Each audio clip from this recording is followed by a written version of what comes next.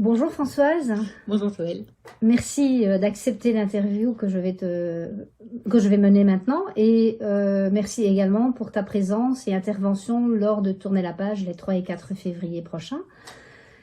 Je voulais te poser quelques questions concernant la personne que tu es pour passer à l'écriture. Peux-tu me dire par exemple dans quel état d'esprit tu es lorsque tu veux passer à l'écriture?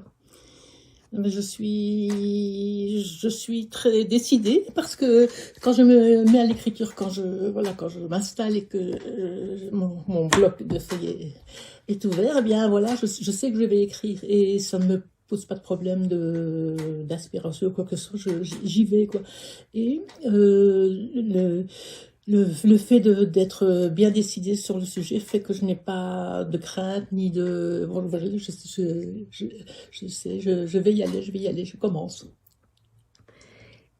Tu fais dans ce cas-là le vide autour de toi. Oui, c'est difficile effectivement d'écrire quand il y a la radio, ou bien quand on entend des bruits à l'extérieur, ou bien quand s'il y a du ramdam quelque part.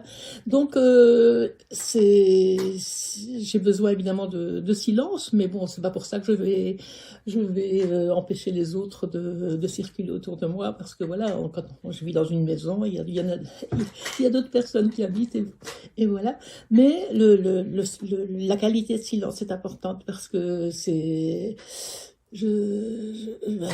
suis dans ma ligne d'écriture et je sais où je vais, mais j'ai besoin de ne pas être interrompue, si j'ose dire. Tu es donc perfectionniste aussi. Oui, oui. La perfection, je ne sais pas si je sais ce que c'est, mais pour moi-même, je la veux. Hein. Il m'arrive de passer 2 ou 3 jours sur un mot ou bien pour bousculer une phrase qui n'est pas nécessairement celle qui est la plus musicale ou la phrase parfaite. Donc, je vais aller jusqu'au bout. Il n'y a aucun livre de poésie pour lequel je peux dire que je regrette un mot, une tournure de phrase. Je vais aller jusqu'au bout de mon idée et être juste, juste. Ce qui t'amène à écrire, c'est avant tout l'inspiration ou parfois le quotidien, les événements du quotidien qui se passent autour de toi. L'inspiration qui tombe du ciel, c'est vrai que je n'y crois pas. Je pencherai plutôt pour ce que j'ai moi-même accumulé, engrangé pendant parfois des semaines, parfois des années et parfois peut-être simplement 15 jours, je ne sais pas, ça peut arriver aussi. Mais quelque chose qui me tient à cœur et qui a un peu bousculé ma vie. Je pense par exemple à l'accompagnement de mes parents au moment de leur fin de vie, ou je pense aussi à une rencontre avec des migrants, ou une rencontre où des enfants m'ont dit quelque chose de particulier en classe, puisque j'anime encore des ateliers, des chantiers de poésie dans les écoles. Et je pense que je vais, à partir de là, nourrir cette pensée, cette source, cette force qui est là, et me mettre à écrire des mots, accumuler des documents. Parfois la table est remplie, et quand je sens que je peux y aller, voilà, j'y vais, je commence. Je ne sais pas, je ne sais pas très bien quand ça finira, je vais aller jusqu'au bout, ça je sais. Et je sais déjà s'il y aura 2 ou 3 parties ou 4, mais je ne sais pas comment ça finit, et je ne sais pas non plus quel engagement le texte va prendre par rapport à l'auteur qui le lira. Donc tu n'as pas peur de la feuille blanche. Non, pas peur, non.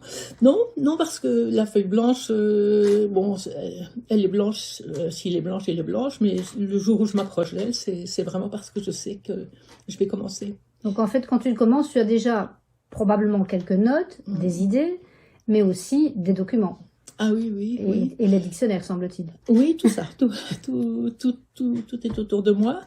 Et j'ai parfois des notes cachées aussi dans un autre petit carnet, des choses comme ça. Je vais rappeler tout ça.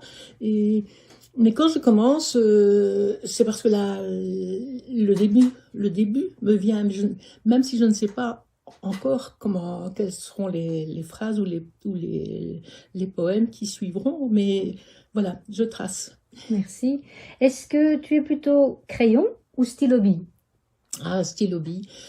J'aime bien le crayon, j'aime beaucoup. J'écris de toute façon à la main, toujours, même un article de presse, je le fais encore à la main. Donc la poésie, bien sûr, et n'importe quel texte. Mais le stylo, bien sûr, le fait que le stylo laisse des traces, parce que c'est vrai que si je sais que je vais m'absenter pendant quelques jours au cours des 6 ou 8 mois que va durer l'écriture, j'ai besoin quand même d'avoir les textes avec moi, de ne pas les perdre, donc je vais faire des photocopies précieusement pour ne pas... Bon, moi, comme c'est encore à la main, je vais pas pouvoir compter sur un ordinateur ou même sur des photographies, ça ne me suffit pas, donc il faut... Voilà, je vais faire comme ça. Peux-tu me parler de ton dernier livre? Alors, mon dernier livre s'appelle Nid, N-I-D. Et le nid, pour moi, c'est l'environnement dans lequel on arrive quand à la naissance. On nous met dans un berceau, on s'occupe de nous. Il y a vraiment tout un... Bon, quel que soit notre milieu de vie, l'enfant est de toute façon accueilli. Et voilà, ça le sécurise et il va grandir. Bon, après, parce qu'il va forcément s'éloigner du nid. Et la dernière page de la vie, c'est un retour au nid, un retour à la sécurité ou à la famille ou ceux qui nous entourent, la couverture, le drap qu'on attrape. Donc il y a la présence du nid dans la vie humaine, elle est quand même très importante. Et la première partie, c'est la personne qui essaie la première partie du livre, qui essaie de se sécuriser dans un environnement qu'elle ne connaît pas. Si ça peut être l'hôpital, ça peut être une autre maison. Et il y a bien sûr des gens autour d'elle. Par contre, la deuxième partie, c'est moi qui parle à la personne qui s'en va. Voilà, et c'est de la tendresse. Merci. Peux-tu aussi me parler des 2 interventions que tu feras lors de Tourner la page? Eh bien, je suis chargée de mettre en contact des personnes qui s'occupent de 2 revues littéraires. L'une s'appelle Traversée, c'est une revue belge, et l'autre s'appelle L'Atelier des Noyers, c'est une revue française. Et ces personnes qui ont la gentillesse et le talent de rassembler des auteurs, je trouve qu'elles ont certainement beaucoup à dire sur le travail qu'elles font, donc le fait de rassembler des gens autour d'un thème ou autour d'une idée ou d'un lieu.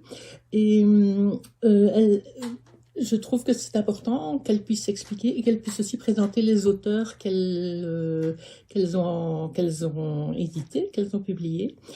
Voilà, donc ce lien entre les gens qui rassemblent les autres et les auteurs qui sont publiés par ces revues, eh bien ça me semble important, et de faire connaître ce travail, et aussi de montrer qu'un auteur peut très bien s'adresser, pour commencer parfois, ou bien au cours de sa vie, s'adresser à une revue aussi pour pouvoir partager sa passion avec d'autres.